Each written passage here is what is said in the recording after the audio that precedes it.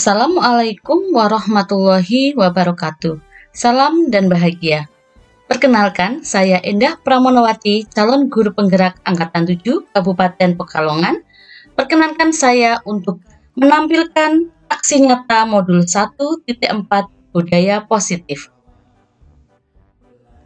Perkenalkan beliau Bapak Sugeng Prayogi dan Bapak Romadi selaku fasilitator dan pengajar praktik yang sejauh ini mendampingi calon guru penggerak.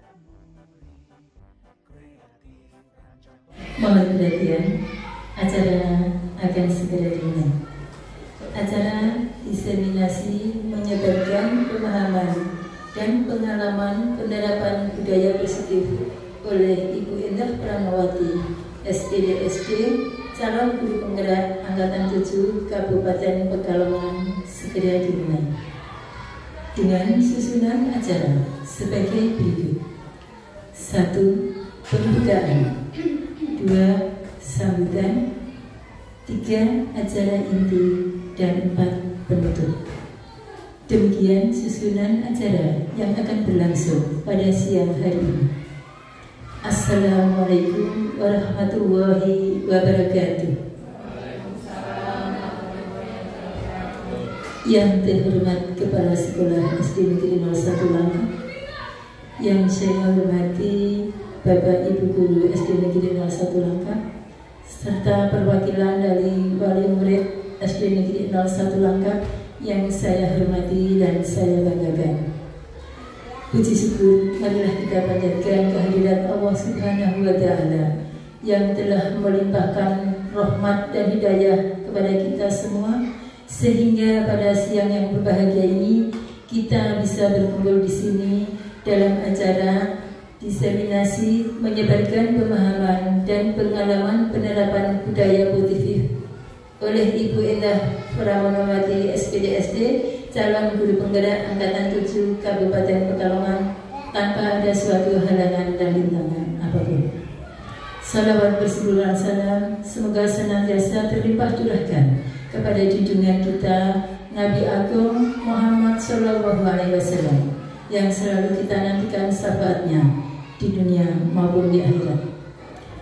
Bapak Ibu yang saya hormati, mengingat waktu sudah siang, marilah acara ini kita buka bersama dan kita awali dengan membaca basmalah. Bismillahirrahmanirrahim. Acara yang kedua yaitu sambutan. Sambutan yang pertama yaitu dari Ibu Riang Kelanasari selaku Kepala Sekolah SD Negeri 01 Langkap. Kepada Ibu Riang kami silakan. Terima kasih. Bismillahirrahmanirrahim. Assalamualaikum warahmatullahi wabarakatuh.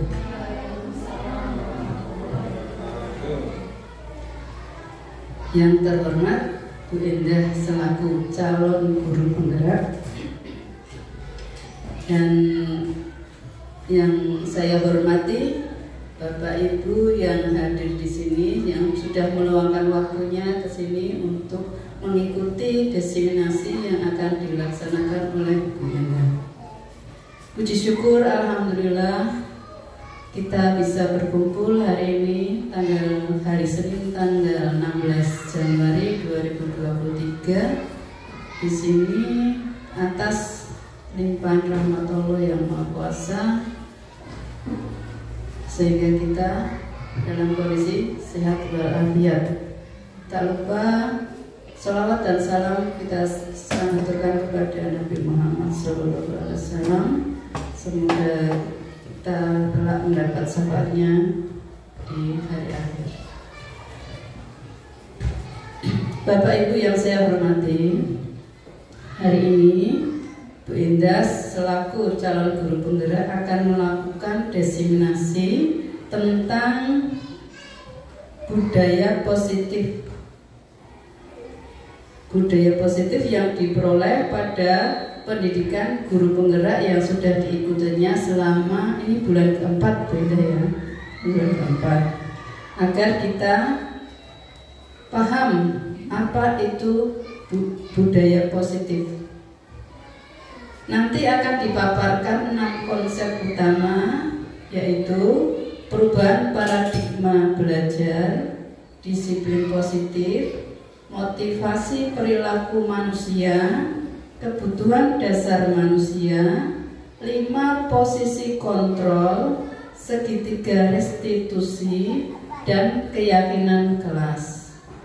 Ini merupakan pelajaran yang diperoleh dari pendidikan guru penggerak. Semoga ke depan selalu diberikan kelancaran sehingga Benda dapat menyelesaikan pendidikan guru penggerak ini dengan hasil yang baik dan ilmu yang diperolehkan dapat diterapkan untuk membawa kemajuan dan peningkatan mutu belajar mengajar di sekolah kita, yaitu Sekolah SD Negeri 01 Langkat. Itu harapan saya dan kita semua ya. Dengan pendidikan guru penggerak kita mendapatkan ilmu yang lebih baik, lebih modern, lebih maju, sehingga sekolah kita bisa selangkah lagi lebih maju.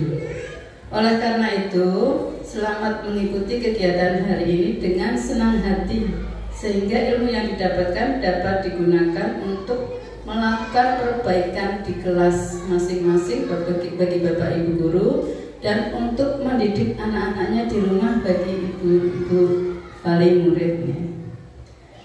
Untuk itu dengan ucapan Bismillahirrahmanirrahim, kegiatan ini saya nyatakan bisa dimulai. Semoga kegiatan ini bermanfaat dan dapat berjalan dengan lancar. Bapak Ibu semua bisa memahami apa yang telah disampaikan oleh Bu Linda. Demikian saya kira cukup, sekian yang saya sampaikan. Terima kasih. Wassalamualaikum warahmatullahi wabarakatuh. Terima kasih sambutannya kepada Kepala Sekolah SD Negeri 01 Langkat. Acara yang ketiga yaitu acara inti yang akan disampaikan oleh Ibu Endah Pramonowati SPDSD sebagai calon guru penggerak angkatan 7 Kabupaten Pekalongan. Kepada Ibu Endah disilakan. Bismillahirrahmanirrahim. Assalamualaikum warahmatullahi wabarakatuh. Saya sampaikan selamat datang pada Bapak Ibu guru, Bapak Ibu kepala sekolah serta ibu-ibu perwakilan dari wali murid kelas 5. Saya sampaikan terima kasih atas kesediaannya untuk hadir pada acara ini. Saya tidak perlu mengenalkan diri, ya, sudah kenal ya. Saya Endah Pramonowati. Kebetulan saya ini bulan keempat mengikuti pendidikan guru penggerak dan saya telah menyelesaikan modul 1 ya. Modul 1 itu ada 4 submodul dan yang modul 1.4 ini tentang budaya positif. Nah, saya mendapatkan tugas untuk menyebarkan pemahaman dari apa yang sudah saya pelajari. Harapan saya ke depan semoga Bapak Ibu bisa mengikuti kegiatan ini dan bisa menyerap apa yang saya sampaikan dan nanti bisa melaksanakan untuk kelas masing-masing, bisa di sekolahan dan untuk ibu-ibu di rumah. Karena ini kaitannya penting untuk menumbuhkan atau memperbaiki, bukan memperbaiki, tapi menambah pemahaman memperbaiki budi pekerti anak. Seperti itu kurang lebihnya. Baik.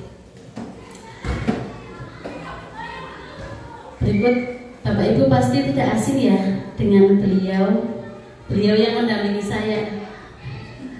Sinten Bapak Ibu? Ki Hajar Dewanto, ya, familiar ya, tidak asing. Beliau adalah Bapak Pendidikan. Apa yang Bapak Ibu ingat tentang beliau?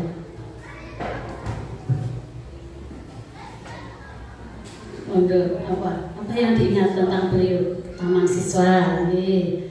Lanjut, apa lagi? Ya, mungkin yang terkenal semboyannya ya Bu Novik ya. Apa Bu Novik semboyannya?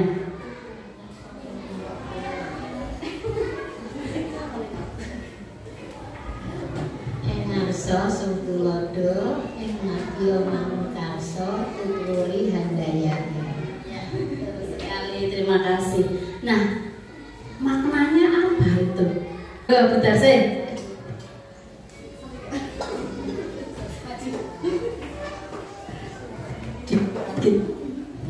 Ingarso Sungtulodo yang artinya di depan kita selalu memberi contoh, mungkin gitu seperti itu. Dan ing Madya Mangunkarso kita selalu mengikuti, memotivasi kepada anak. Dan yang ketiga tuturi handayani, kita selalu buntuti, mengawasi, memberi dorongan, memberi motivasi kepada anak. Begitu mungkin kurang lebihnya gitu. Terima kasih Bunda Sing, tepuk tangan untuk Bunda Sing.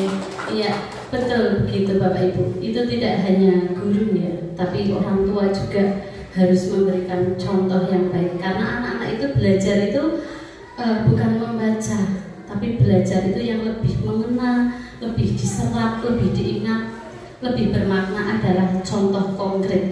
Apa yang dia lihat, dia ikuti. Jadi ketika maaf misalnya kita makan kok kakinya sambil diangkat, tapi kita bilang ke anak, mak ini sing sopan. Anak-anak nggak tahu sing sopan ki kepiye lah wong ibu pe koyo ngono. Nah, itu makna dari Ingarso Sungtulodo. Di depan kita memberi contoh. Ayo sholat tepat waktu. Lah ibu kok sik dolanan HP. Nah, ya. Jadi ketika kita sholat tepat waktu mesti anak mengikuti. Oh, ibu be ngono. Meskipun saat ini belum, tapi ke depan dia akan terkesan. Mungkin ketika dia sudah jadi ibu, itu baru akan teringat. Wah ibu, pas adzan dia langsung wudu. Nanti dia akan mengikuti ya. Ingarso Sungtulodo. Ing Madya Mangunkarso itu membakar semangat ya, memicu, memantik, memotivasi. Ayo.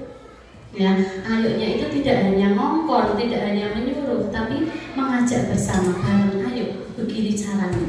Anak-anak diberi cara. Memotivasi itu dengan cara memberikan cara dan mendampingi ya.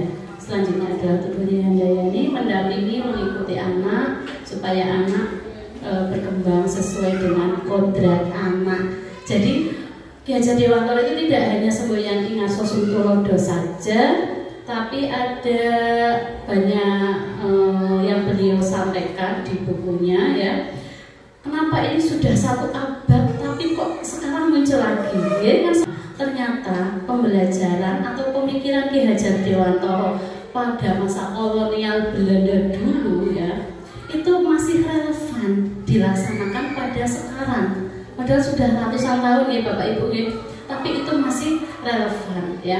Di sini ada kutipan ya yang diambil dari Ki Hajar Dewantara, yaitu pendidikan diartikan sebagai tuntunan dalam tumbuhnya anak-anak, menuntun segala kodrat yang ada pada anak-anak agar mereka dapat mencapai keselamatan dan kebahagiaan yang setinggi-tingginya, baik itu sebagai manusia maupun sebagai anggota masyarakat. Itu benar-benar sudah difikirkan Ki Hajar Dewantara bahwa anak-anak itu tidak disebutkan sebagai guru, sebagai polisi, sebagai pengusaha, itu tidak, tapi sebagai anggota masyarakat. Itu kepastian yang hakiki ya. Nah, di sini disampaikan kodrat anak. Anak itu memiliki kodrat masing-masing ya, dengan kodrat alam dan kodrat zaman yang berbeda dengan kita. Jadi kita itu ibaratnya ya, sebagai orang tua, sebagai guru itu ibaratnya petani. Ki Hajar Dewantara menyatakan itu, bahwa guru itu ibarat petani. Bagaimana petani itu menanam padi. Petani itu tidak boleh mengharapkan si padi ini berubah menjadi jagung atau berubah menjadi ketela, itu tidak bisa. Ya, padi, bagaimana padi ini biar tumbuh subur. Jadi orang tua itu perlu menyiapkan apa? Petani itu kalau biar menanam tanamannya subur, panen hasilnya melimpah, itu apa yang disiapkan Bapak Ibu? Bibit, pupuk, tanahnya ya, siapkan tanah yang bagus, tanahnya digemburkan dulu, dikasih pupuk, ditanami, terus dibiarkan apa, dirawat. Kalau ada hama singkirkan, kalau ada rumput-rumput singkirkan. Supaya apa? Supaya padi itu bisa tumbuh dengan subur, dengan aman, selamat ya, dan tidak rusak. Itu. Jadi orang tua pun demikian, guru pun demikian. Tidak bisa guru itu memaksa muridnya. Biarkan anak itu tumbuh dengan kodratnya. Kita sebagai guru, kita sebagai orang tua memfasilitasi, mendampingi, menunjukkan jalan, arah, dan caranya. Nah, selanjutnya konsep utamanya modul ini adalah perubahan paradigma belajar. Ya. Kemudian disiplin positif, motivasi perilaku manusia, kebutuhan dasar manusia, posisi kontrol restitusi, keyakinan kelas ya, dan segitiga restitusi. Nanti paradigma ini sekarang yang sedang dicanangkan adalah tujuan pembelajaran adalah untuk menjadikan siswa itu sesuai dengan profil pelajar Pancasila ya. Apa saja itu profil pelajar Pancasila?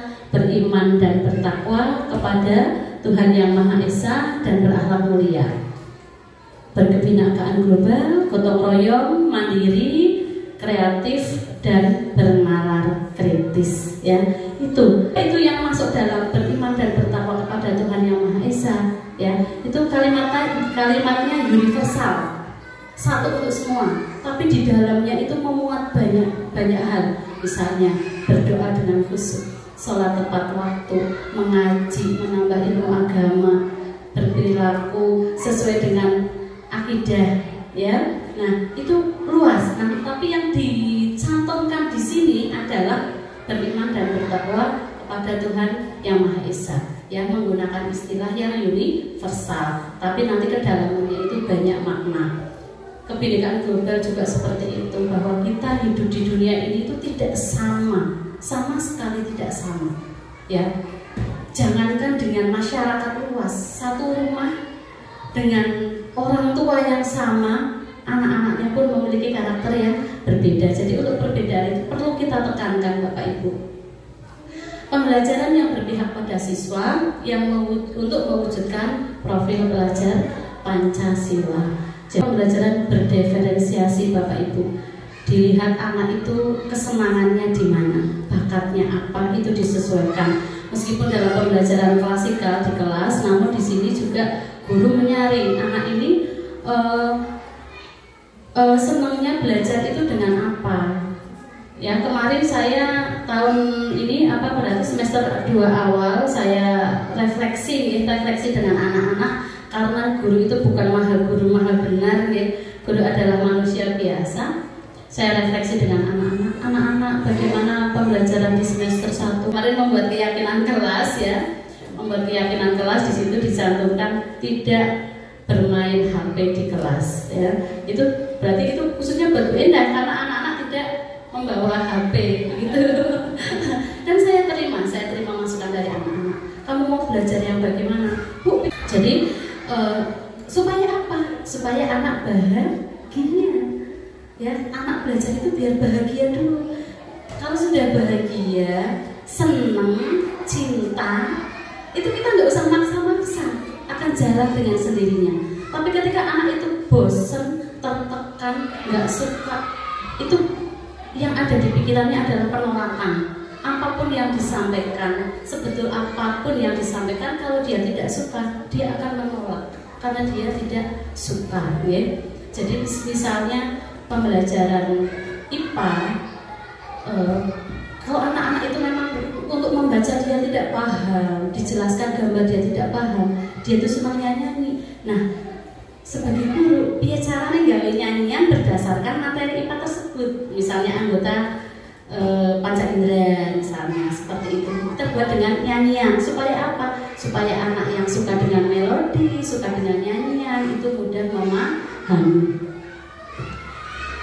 Selanjutnya, nah saya ingin tanya, berbagi pendapat ya Bapak Ibu ya.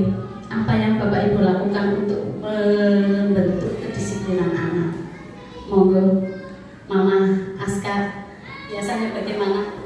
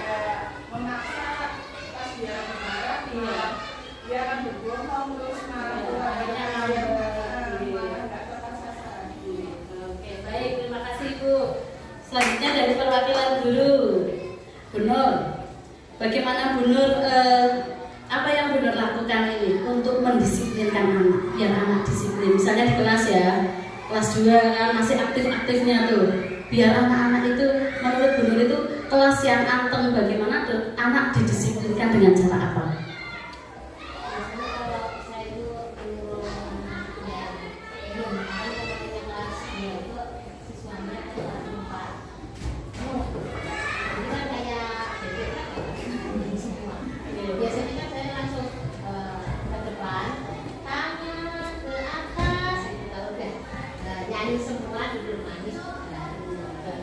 Dikondisikan seperti itu, ya, dengan nyanyian, gitu.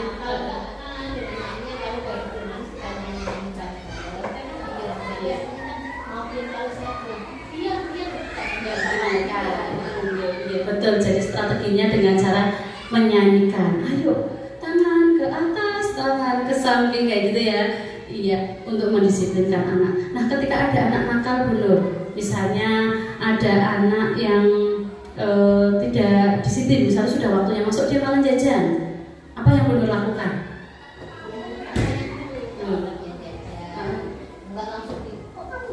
Enggak dimarahin, ditanya dulu.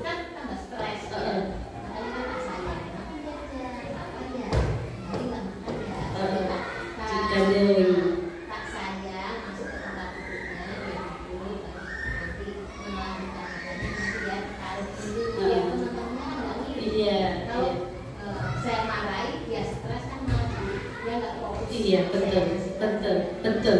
Ternyata benar sudah memahami tentang budaya positif ini Bapak Ibu ya. Dan saya percaya kita semua itu sudah melaksanakan ini. Ya. Kita sudah melaksanakan teori ini tuh sudah kita laksanakan dalam pembelajaran sehari-hari maupun di rumah. Nah, kebanyakan Bapak Ibu untuk mendisiplinkan anak-anak itu dipaksa, ditakut-takuti ya, diancam. Sekolah lah sekolah mas misalnya ada yang kayak gitu ya. Dan itu mungkin yang paling ampuh ya Bapak Ibu ya, cara yang paling ampuh, namun itu dampak kedepannya tidak baik karena anak akan tumbuh dengan tidak nyaman, dengan ketakutan, dengan keterpaksaan. Jadi ketika tidak ada orang tua dia santai ya, karena dia tidak memiliki tanggung jawab dalam dirinya. Nah, jadi kita tidak bisa mengontrol anak dikontrol, maksudnya kita tidak selalu bisa mengontrol anak ya. Dan menurut psikiater dan pendidik Dr. William Glasser dalam kontrol teori yang kemudian hari berkembang dan dinamakan Coase teori, meluruskan beberapa miskonsepsi ya. Miskonsepsi itu konsep yang salah tentang makna kontrol. Jadi ini adalah ilusi ketika guru mengontrol murid. Jadi benar, misalnya di kelas anak-anak ayo duduk, anak-anak duduk. Tapi guru itu tidak bisa mengontrol sebenarnya. Itu karena anak-anak mengizinkan dirinya dikontrol. Tapi ketika tidak ada guru, anak itu akan lepas lagi. Ya, itu hanya ilusi. Guru tidak bisa mengontrol murid. Yang bisa mengontrol murid adalah diri murid itu sendiri, dari dirinya sendiri. Kemudian ilusi bahwa semua penguatan positif, efektif dan bermanfaat. Misalnya kita pujian, hadiah, menurut kita kan baik untuk memotivasi anak-anak. Namun jika diberikan dengan tidak tepat, itu tidak akan bisa memberikan manfaat untuk anak-anak. Bahkan bujukan ya. Setelah dibujuk akhirnya dipaksa. Ketika anak tidak dibujuk, ya anak tidak mau, jadi dia nunggu. Biasa nih, ibuku suka bujuk nih. Misalnya kayak maju juga, anak-anak ayo maju ke depan. Krik krik krik krik, lama kayak dulu ya biasanya gitu. Ayo maju, nanti dapat nilai tambahan yang maju. Baru maju 1. Nah soalnya nih Pak kok baru maju 1, banyak nggak minat nih nilai 100. Ada permen, ayo siapa yang mau maju nanti dapat permen. Baru maju. Apakah besoknya seperti itu lagi Bapak Ibu? Ketika saya nggak ngasih nilai tambahan, ketika saya tidak ngasih permen, anak-anak tidak mau maju ya. Jadi penguatan seperti itu tidak bisa untuk mengontrol murid. Ilusi bahwa kritik ya dan membuat orang merasa bersalah dapat menguatkan karakter. Contohnya seperti ini. Misalnya ada anak terlambat. Kamu tahu ini jam berapa? Kamu nggak malu datang terlambat? Kamu nggak malu sama teman-teman dibilangin bahwa dia itu terlambat, tidak disiplin? Dia kan minder ya. Nah, itu tidak bisa menguatkan karakternya untuk besok tidak terlambat, malah dia sakit hati, ya. Malah dia sakit hati, kecewa, sedih, kok aku seperti itu, ya. Kita yang harus kita tahu apa alasannya, apa kok terlambat, setiap hari terlambat mengapa. Nah, nanti kita carikan solusinya bersama-sama, ya. Jadi tidak menyalahkan orang tersebut. Kemudian ilusi, ya, ilusi itu kan yang tidak sebenarnya terjadi, seolah-olah terjadi, bahwa orang dewasa memiliki hak untuk memaksa, ya. Ikuti kata Bu Guru itu lebih tahu, Bu Guru itu sudah pengalaman, kamu harus seperti ini, ya. Itu tidak bisa mengontrol, ya, itu hanya ilusi saja, karena anak-anak mengizinkan dirinya untuk dikontrol. Itu Bapak Ibu. Selanjutnya, nah, perubahan paradigma ini, ya, dari stimulus respon menjadi teori kontrol begini perbedaannya.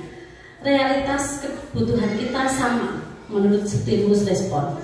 Menurut teori kontrol adalah kebutuhan kita berbeda. Betul nggih? Sebenarnya berbeda, ya.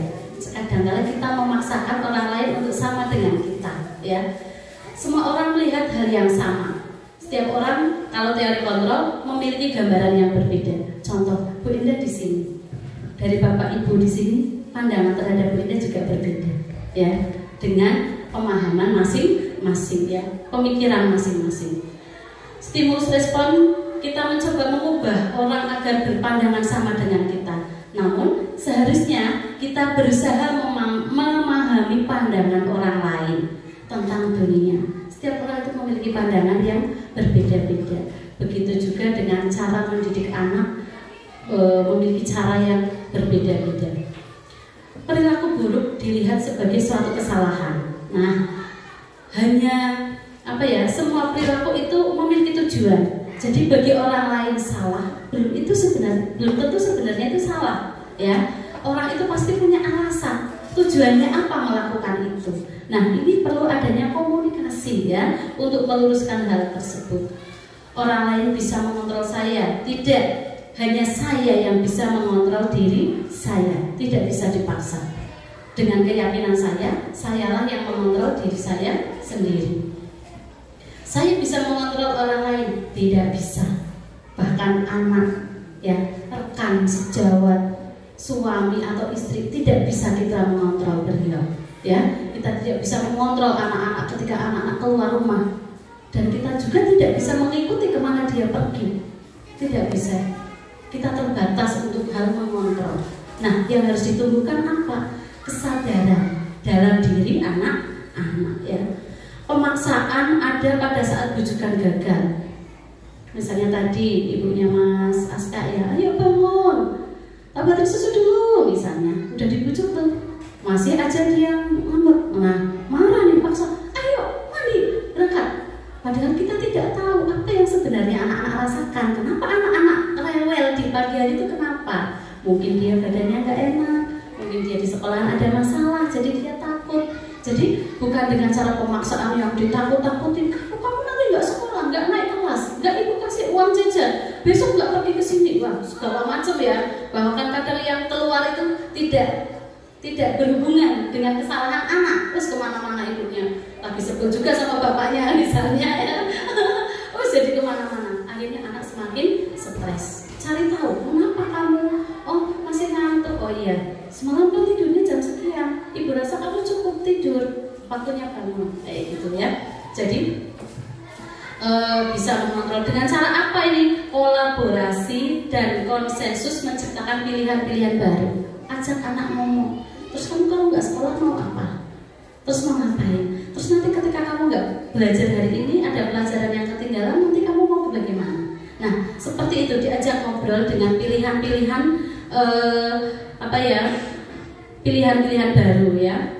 Terus kalau stimulus respon itu model berpikir menang kalah. Misalnya kita memaksa nih anak, ibu menang, ya. Anak kalah kan akhirnya, oh kalah kayak mandi, akhirnya berangkat. Tapi anak berangkat dengan tidak senang hati. Kalau menurut teori kontrol, prinsipnya adalah berpikir menang. Saya menang, anak-anak juga menang, begitu, ya. Di kelas juga sama, ya, seperti itu. Nah, tujuannya apa sih disiplin positif itu? Tujuannya adalah menanamkan motivasi pada murid-murid kita, yaitu untuk menjadi orang yang mereka inginkan dan menghargai diri sendiri dengan nilai-nilai yang mereka percaya. Jadi kalau saya di kelas, saya pantik ya, saya pancing anak-anak ingin belajar di kelas yang seperti apa. Kamu senangnya di kelas seperti apa? Yang bersih Bu, oke, catat satu yang bersih. Dan biar kelas bersih itu bagaimana? Tidak buang sampah sembarangan, piket dan lain-lain yang disebutkan. Akhirnya kan itu dari muncul dari anak. Kemudian belajar yang seperti apa yang anak-anak inginkan.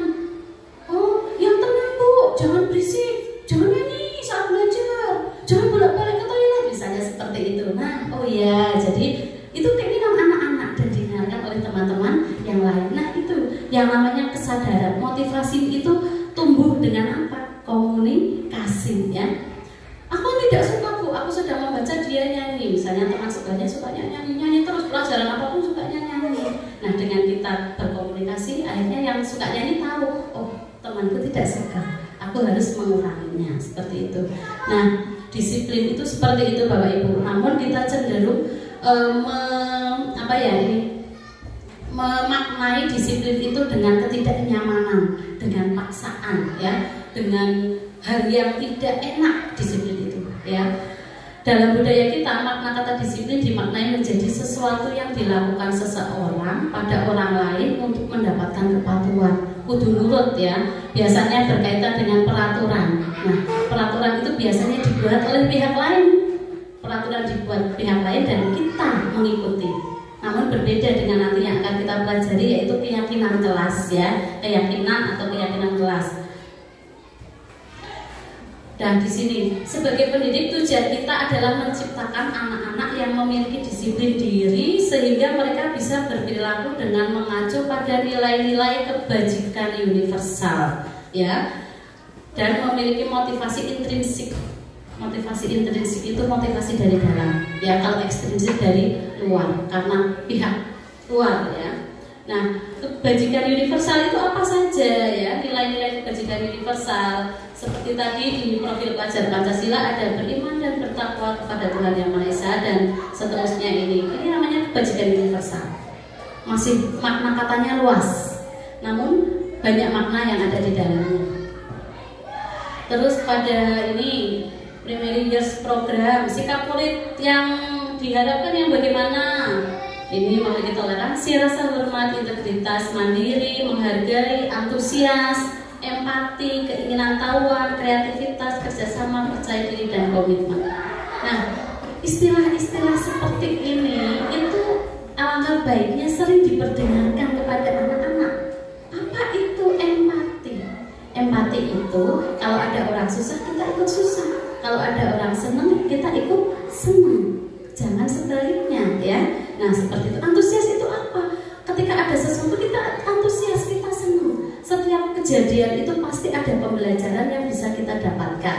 Contohnya seperti itu. Di 9 pilar karakter juga ini ada, ya, tentang apa tadi? Keyakinan universal, ya.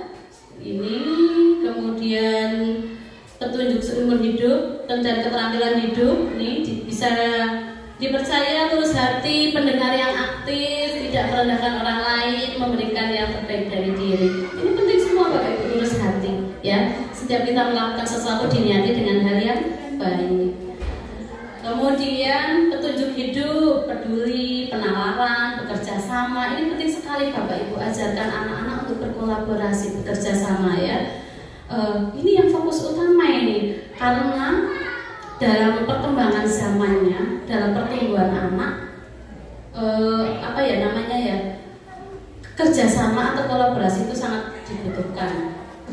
Kemudian ini tentang budi moral intelijen, ya, empati tadi sama suara hati, kontrol diri, rasa hormat, kebaikan, toleransi, dan keadilan. Nah, ini proyek nilai-nilai kebajikan juga di sini lebih lengkap, lebih banyak. Jadi ini istilah-istilah seperti ini penting disampaikan ke anak-anak. Sering-seringlah kita ucapkan, ya. baik itu yang bagaimana? Jadilah anak yang baik sama teman. Baik sama teman itu yang gimana? Apa masih jajan? Nah, baik sama teman itu tadi toleransi, empati, menghormati, seperti itu, kasih sayang, ya. Ini. Nah, itu semua dilakukan untuk memenuhi apa Bapak Ibu? Kebutuhan dasar manusia. Tidak hanya anak, guru, orang tua itu memiliki kebutuhan dasar. Di sini ada 5 kebutuhan dasar manusia, yaitu bertahan hidup, kasih sayang dan rasa diterima, kebebasan, kesenangan, dan penguasaan. Jadi ketika melihat anak-anak itu sedang aktif di kelas, biasanya kita bocah kok caper, nyebelin ya. Sebenarnya dia sedang mencari-cari perhatian, kasihlah dia perhatian. Mungkin ada dia butuh perhatian tapi dia tidak dapatkan. Jadi dia mencari perhatian dari orang lain itu. Jadi setiap tindakan itu ada tujuannya ya. Seluruh tindakan manusia itu memiliki tujuan tertentu. Semua yang kita lakukan adalah usaha terbaik kita untuk mendapatkan apa yang kita inginkan. Nah, kadang-kala untuk mendapatkan apa yang kita inginkan itu tidak hanya dengan cara yang baik Bapak Ibu. Kadang dengan cara yang tidak baik. Tujuannya cuma satu. Yang penting tujuanku tercapai. Ya. Kebutuhanku tercapai dengan hal yang tidak baik. Itu jika diri itu tidak dilandasi dengan karakter yang baik seperti itu. Nah, kita bahas satu-satu. Nah, kebutuhan bertahan hidup itu terdiri dari kebutuhan fisiologis atau kebutuhan fisik ya, sandang, pangan, papan itu. Kemudian kebutuhan biologis seperti proses reproduksi, memiliki keturunan itu adalah kebutuhan biologis. Kebutuhan psikologis, kebutuhan akan perasaan aman ya, aman, nyaman dan sebagainya. Nah, tentang kasih sayang, rasa diterima, kebutuhan untuk diterima ya, itu berkaitan dengan apa? Dengan kita berhubungan dengan teman, dengan keluarga, pasangan hidup, kita itu semuanya, tidak hanya aku yang ingin mendapatkan kasih sayang, orang di sekitarku juga ingin mendapatkan kasih sayang. Jadi jangan hanya kita yang memaksakan ya. Kemudian penguasaan kebutuhan atau pengakuan atas kemampuan. Kadang-kadang kan ada anak yang merasa ingin dihargai. Aku pengen yang paling pintar. Itu kebutuhan ya. Itu kebutuhan anak-anak dan kita hargai itu ya. Mereka ingin meninggalkan pengaruh. Kemudian kebebasan, kebutuhan akan pilihan. Ya. Anak-anak itu memiliki kebebasan untuk memilih sesuai dengan apa yang mereka inginkan. Kemudian kebutuhan tentang kesenangan, merasa senang. Seperti tadi, sedang belajar, dia nyanyi. Boleh nggak dia dimarahin karena dia menyanyi? Tidak. Cuma boleh menyanyi, tapi nanti di saat yang lain, di waktu yang lebih tepat untuk menyanyi. Jangan dipaksa, nggak boleh nyanyi. Anak akan frustasi. Aku sama nyanyi kok dilarang, misalnya seperti itu ya. Nah, kebutuhan kesenangan untuk belajar ini, Gleiser juga mengumpamakan. Contohnya lomba-lomba, ya. Lomba-lomba itu kan bisa dilatih, ya. Apalagi manusia, lomba-lomba itu bermain-main, dilatih lompat-lompat, dikasih ini, oh dia kalau dikasih seperti ini dia lompat. Nah, itu karena dia bermain-main. Nah, ajaklah anak-anak belajar dengan cara bermain. Oleh karena itu ini di kurikulum Merdeka ini ya ada namanya penguatan proyek ya. Jadi pembelajarannya itu tidak hanya membaca menulis, tapi anak-anak melakukan sesuatu. Selanjutnya 3 motivasi perilaku manusia Bapak Ibu. Manusia itu melakukan sesuatu itu ada 3 motivasi. Yang pertama untuk menghindari ketidaknyamanan atau hukuman. Contohnya misalnya saya sebagai guru, ketika kepala sekolah saya galak, saya pasti pagi-pagi kemprusung berangkat sekolah lari-lari cepet keringet dingin ya, rasanya nggak nyaman. Jadi aku tekan sekolah dan aku ora dilirik kepala sekolah misalnya ya. Nah begitu kepala sekolahnya baik hati seperti Burian, santai berangkat siang tidak apa-apa, misalnya seperti itu. Jadi saya tidak bisa mengontrol saya karena saya apa yang saya lakukan itu ada pengaruhnya ekstrinsik, karena pengaruh biar merasa tidak nyaman atau untuk menghindari hukuman ya. Kemudian yang kedua untuk mendapatkan imbalan atau penghargaan dari orang lain. Misalnya anak-anak nih murid itu seperti tadi, ayo maju dapat nilai, maju permen misalnya. Ketika itu tidak ada, anak-anak tidak melakukan apapun. Nah itu motivasinya ya, itu motivasi nomor 1 dan nomor 2 itu motivasi ekstrinsik, motivasi dari luar. Misalnya ketika saya datang lebih awal, kok aku rak dipuji, males makan gasik terus rak di alam, giliran Bu Novi kalau makan gasik di alam, jadi jengkel kan, akhirnya besok nggak berangkat gasik. Itu faktor ekstrinsik. Contoh nih, ini bukan nyata ya, contoh saja. Kemudian yang ketiga itu motivasinya saya itu ingin menjadi orang yang seperti apa.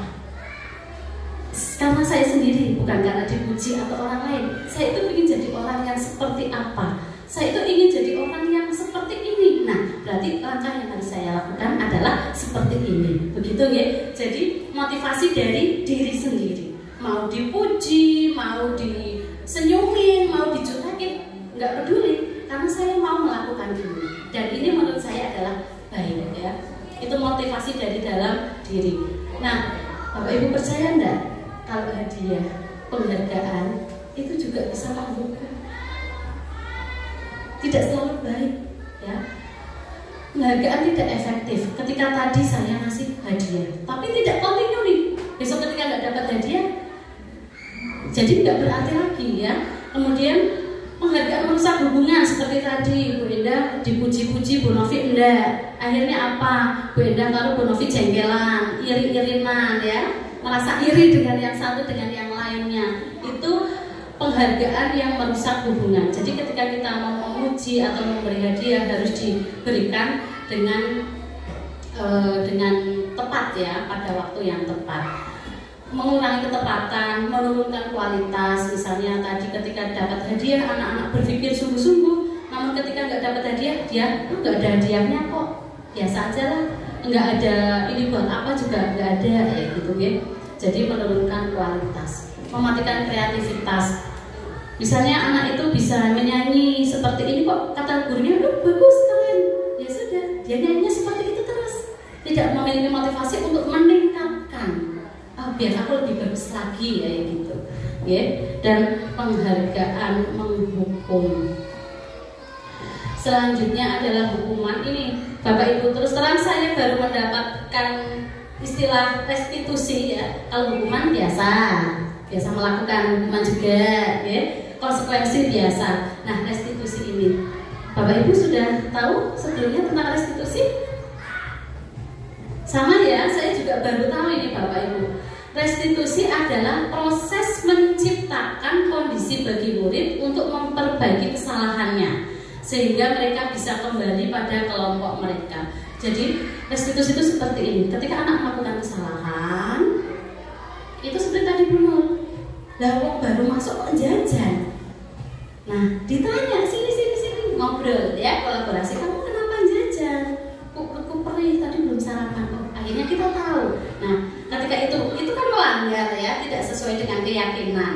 Tanya, nah kamu kan tahu kalau kita masuk gak boleh jajan dulu, jajannya nanti ketika istirahat. Menurut kamu gimana? Iya Bu, saya salah, tapi karena saya sakit. Nah, dia punya alasan seperti itu. Nah, kita arahkan, bahwa ini salah, besok mau diulangi lagi tidak? Nah, seperti itu. Itulah yang dimaksud restitusi Bapak Ibu ya.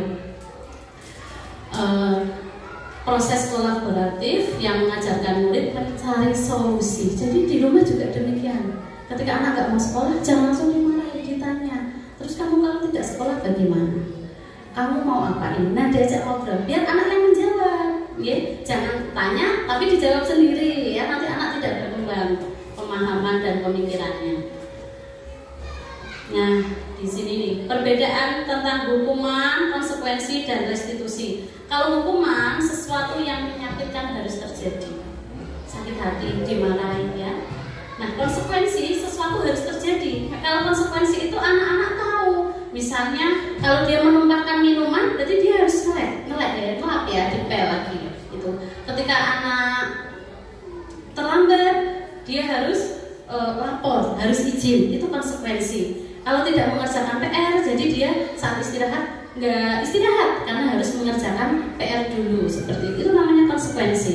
Dan yang selanjutnya restitusi merupakan pilihan, ya, ada pilihan di restitusi. Untuk hukuman itu tidak nyaman untuk murid pada jangka waktu yang panjang. Anak itu kalau dihukum itu membekas loh di sini, meskipun kadang-kadang tertutupi oleh keceriaannya, tapi di sini itu membekas. Nah, kalau konsekuensi tidak nyaman, tapi untuk jangka waktu yang pendek. Sedangkan restitusi menguatkan murid, ya, atau anak dalam jangka waktu yang panjang. Jadi anak itu lebih kuat karakternya. Di hukuman, korban mendapatkan keadilan.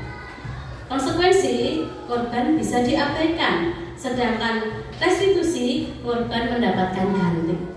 Nah, kalau hukuman murid akan tersakiti, konsekuensi murid atau anak dibuat tidak nyaman, restitusi, murid mendapatkan penguatan.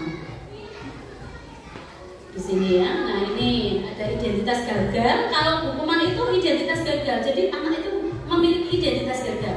Itu menyebabkan apa? Anak-anak itu tidak percaya diri. Anak-anak itu merasa aku jadi orang yang gagal kok. Aku bukan anak baik kok. Ibuku selalu bilang aku anak nakal. Jadi anak itu percaya diri juga aku anak nakal karena ibu sering mengucapkan aku anak nakal. Ketika restitusi tidak, ya. Restitusi itu cenderung lebih menghormati diri sendiri dan orang lain. Nah, ini selanjutnya tentang masih hukuman, ya. Nah, ini ciri-ciri restitusi Bapak Ibu. Restitusi itu bukan untuk menebus kesalahan, namun untuk belajar dari kesalahan. Ya, restitusi untuk memperbaiki hubungan. Restitusi adalah tawaran, bukan paksaan. Dipancing, ya, ditawarkan bagaimana. Kalau seperti ini konsekuensinya bagaimana, ya. Kemudian mencari kebutuhan dasar yang mendasari tindakan. Kebutuhan dasar apa yang tidak terpenuhi sehingga ada tindakan yang salah. Ya, cara yang paling baik fokus pada karakter, menguatkan, fokus pada solusi dan mengembalikan murid yang berbuat salah pada kelompoknya, ya. Nah, ini segitiga restitusi. Langkahnya ini Bapak Ibu. Pertama, menstabilkan identitas. Jadi anak-anak itu identitasnya distabilkan. Oh iya, kesalahan adalah manusiawi. Semua orang pasti bersalah, ya. Semua orang pasti, bu guru juga sama, bu guru juga bersalah, ya. Bukan satu-satunya, kamu bukan satu-satunya orang yang melakukan kesalahan. Kemudian validasi tindakan yang salah. Kesalahannya di mana? Kamu tentu punya alasan. Alasannya apa? Kenapa berbuat begitu? Kemudian yang terakhir adalah menanyakan keyakinan. Nah, keyakinan ini yang harus kita perhatikan, ya. Tidak mungkin kita serta-merta memarahi anak, menghukum anak jika tidak ada keyakinan di awalnya, atau gampangnya aturan, ya, atau tata tertib lah misalnya seperti itu. Nah, keyakinan apa? Ini contoh saya, ya, melaksanakan restitusi pada murid saya.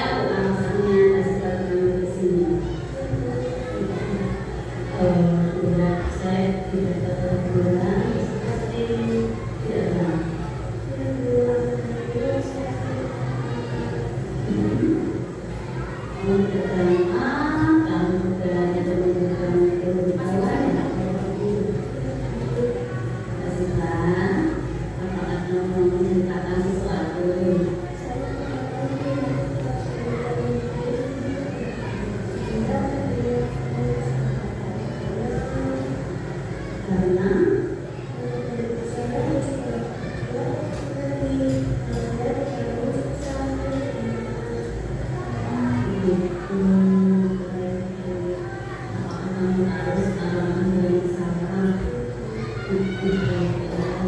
Ibu di sini bukan untuk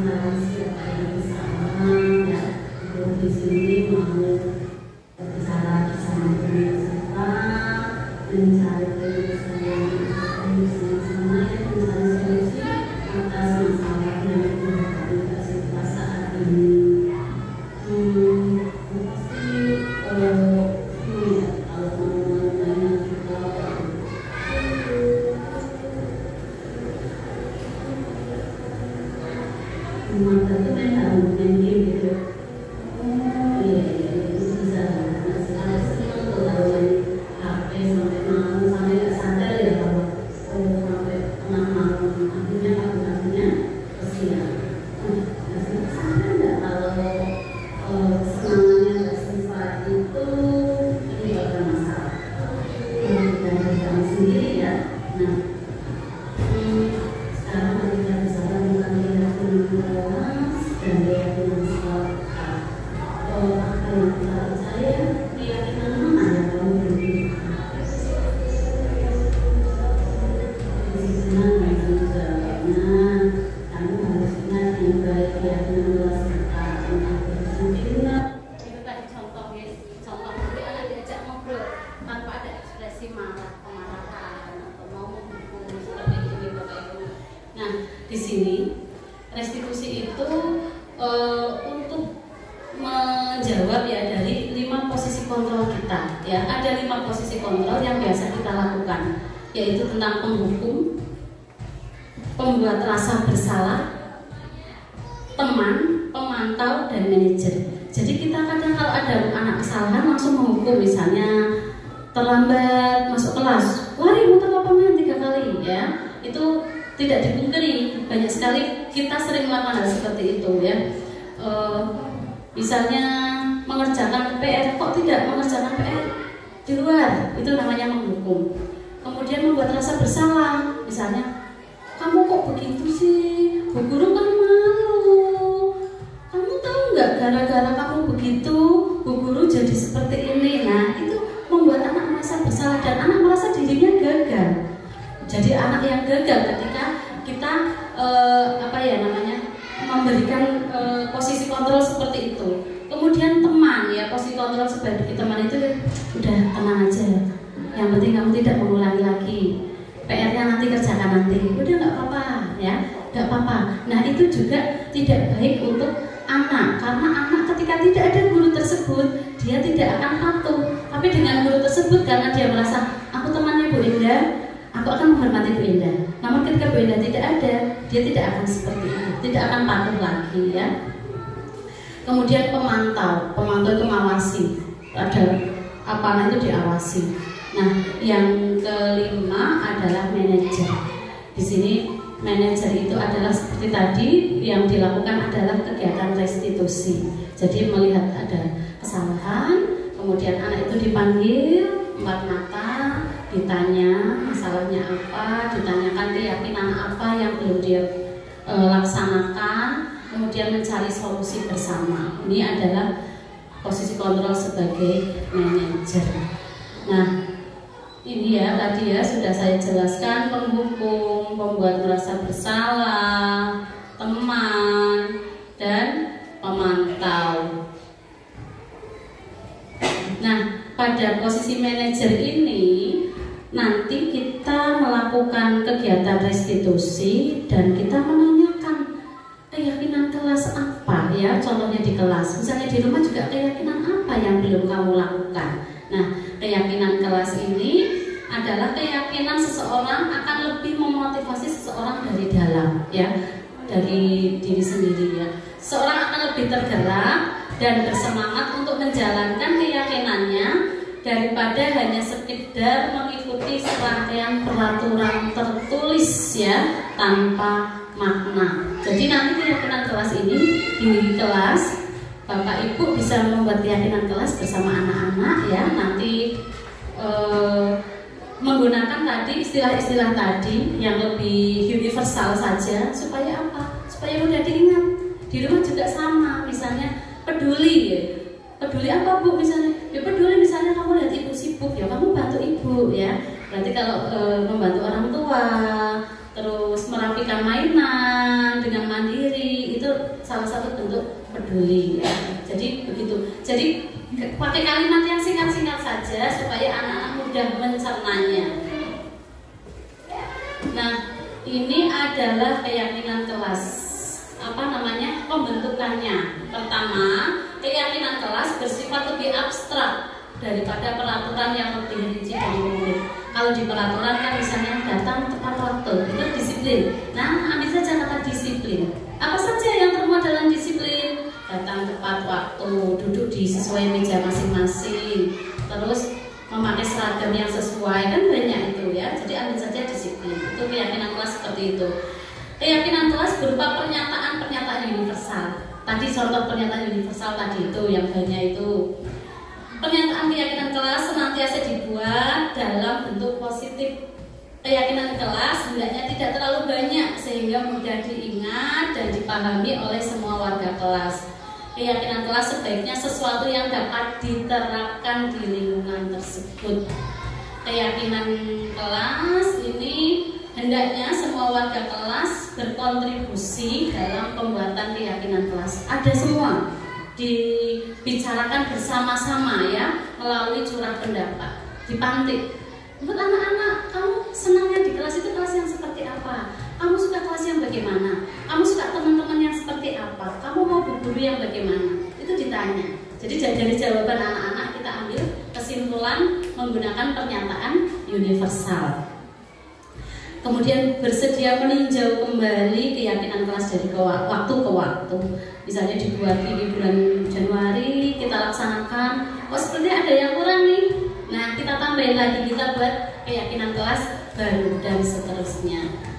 Begitu Bapak Ibu, ini contohnya ya. Nanti masing-masing kelas membuat, nanti didokumentasikan ya. Nah ini contohnya kelas rendah, kelas 1. Setiap anggota kelas perlu belajar. Pernyataan yang positif ya.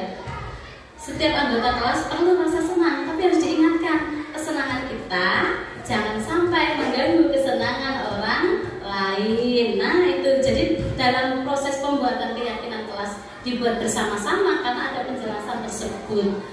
Kemudian saling menghargai dan lain sebagainya. Terima kasih. Begitu tadi paparan yang dapat saya sampaikan. Selanjutnya saya buka sesi tanya jawab Bapak Ibu. Adakah yang ingin menanyakan sesuatu atau memberi tanggapan tentang presentasi tadi? Silahkan. Lanjut Bapak, monggo.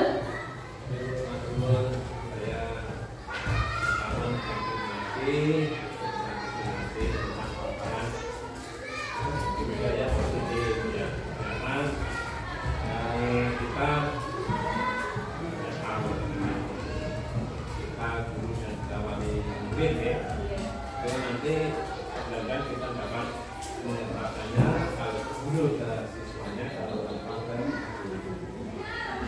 dengan ini orang tua ini juga ya menerapkan kepada orang tua. Nah ini yang saya jadikan dalam masalah kedisiplinan. Saya nanti tolong kurangnya saya cuma kurangnya guru sekarang begini Bu. Contoh konkret, saya menanamkan disiplin supaya anak kelas 4 hafal perkalian 1 sampai 10 atau 1 dari awal semester kemarin kan. Sampai sekarang banyak yang belum hafal. Nah ini karena sekarang itu kan kita nggak boleh terlalu keras anak ya. Nah, kalau zaman saya dulu Bu, saya ingat kelas saya MI ya, kelas 3 sudah hafal. Nah guru saya itu keras, disiplin. Kalau nggak hafal pukul. Nah itu mungkin gurunya keras kayak itu. Zaman dulu ya, nggak hafal ini.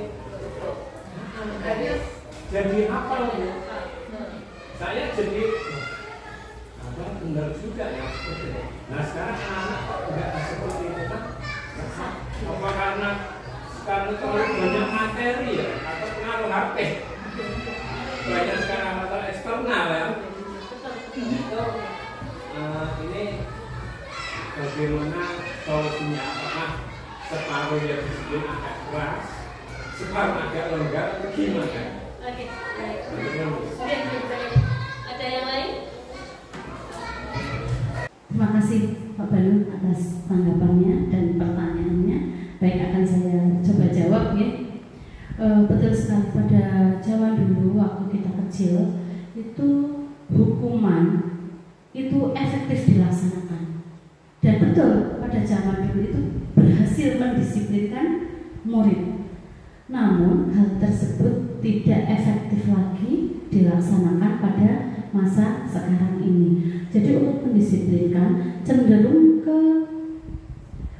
memunculkan rasa tidak nyaman, rasa takut, amarah, bahkan anak-anak bisa dendam, ya, seperti itu. Makanya tidak efektif lagi dilaksanakan pada zaman sekarang ini, mengingat anak-anak sekarang sudah berani merespon apapun yang dilakukan oleh guru.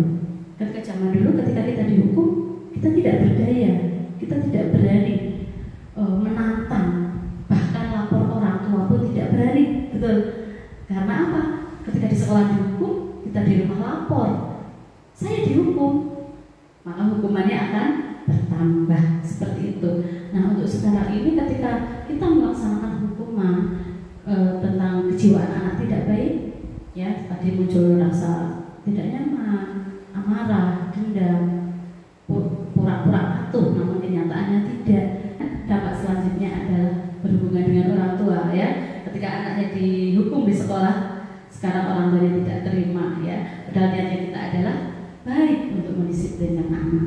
Jawaban yang terbaik adalah kita melaksanakan restitusi. Untuk melaksanakan restitusi itu diawali dengan pembentukan atau pembuatan keyakinan kelas, ya. Membuat keyakinan kelas ini dibuat oleh didampingi guru, ya, karena kita masih berada di sekolah dasar. Karena kita masih di sekolah dasar, untuk membuat restitusi kita dampingi, kita pancing, ya, kita gunakan kalimat-kalimat pemantik, kita pancing tanggapan dari anak-anak.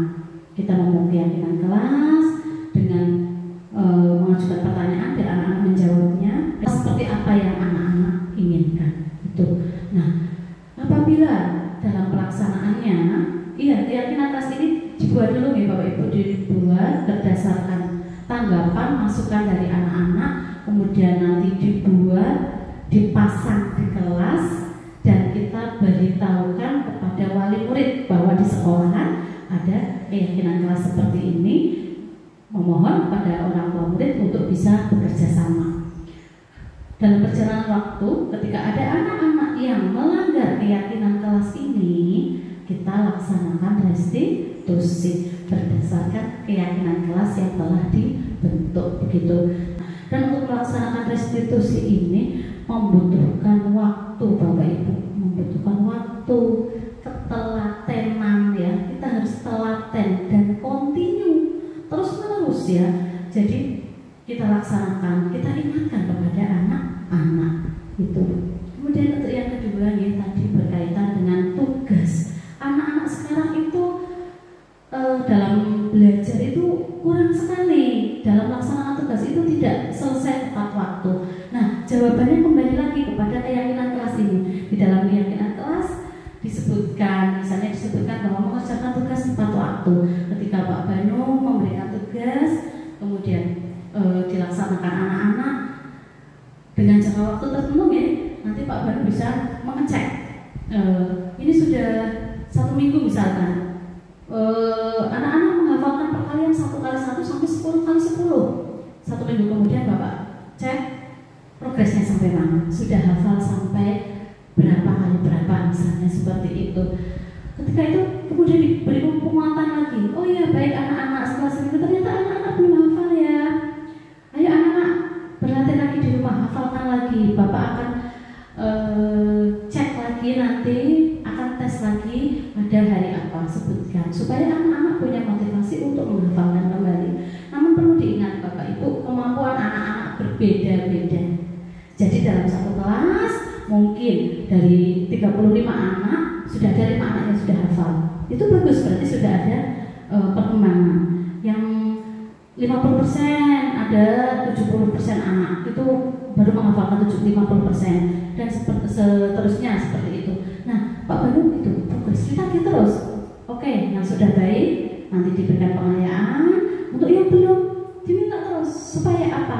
Supaya tugas ini selesai, ya. Supaya tugas menghafalkan 1 kali 1 Tugas 1x1 sampai 1x10 itu benar-benar dihafal baik oleh semua anak, meskipun dalam waktu yang berbeda.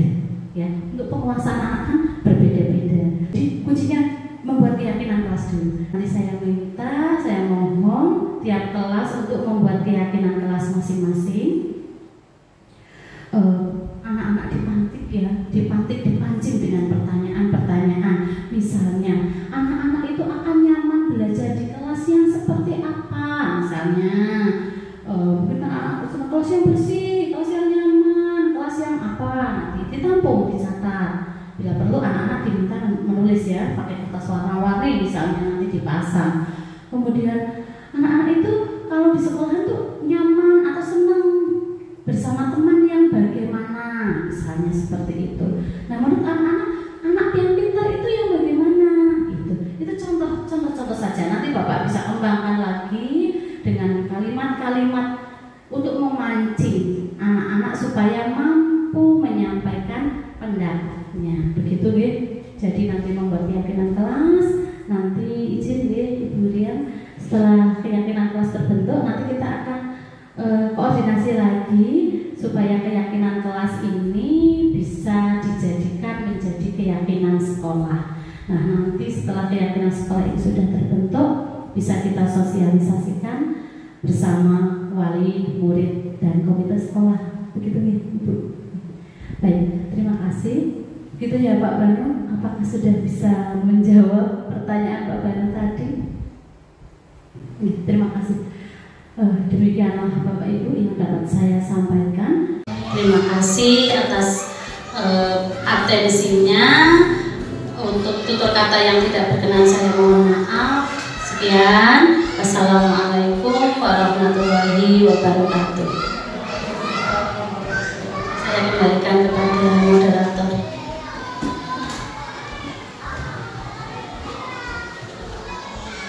Beri aplaus dulu kepada Bu Indah, Bapak Ibu semuanya. Sangat menarik sekali kegiatan untuk hari ini tentang penyebaran, pemahaman, dan pengalaman penerapan budaya positif.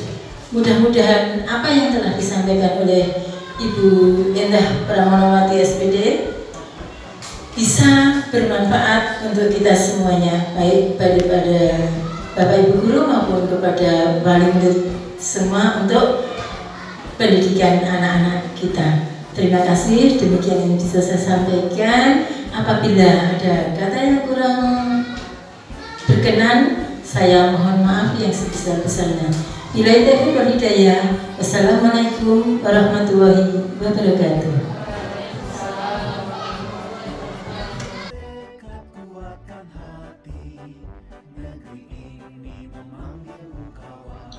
Demikianlah implementasi modul 1.4 pendidikan guru penggerak tentang menyebarkan pemahaman dan pengalaman penerapan budaya positif di SD Negeri 01 Langkap, Kabupaten Pekalongan. Terima kasih atas perhatiannya, semoga membawa manfaat. Assalamualaikum warahmatullahi wabarakatuh.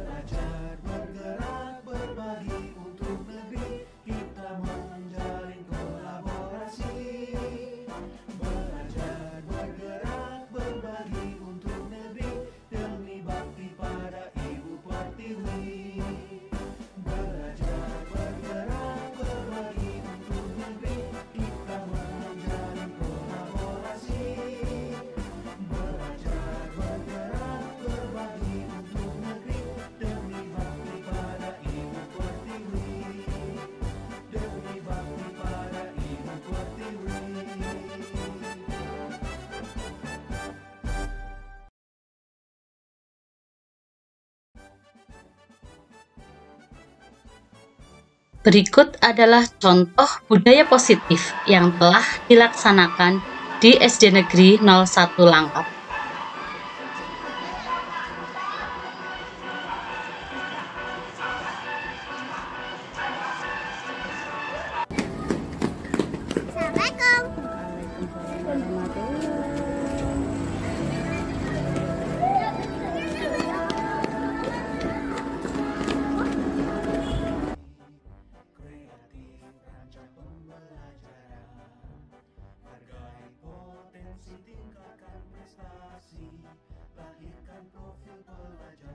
kasihlah.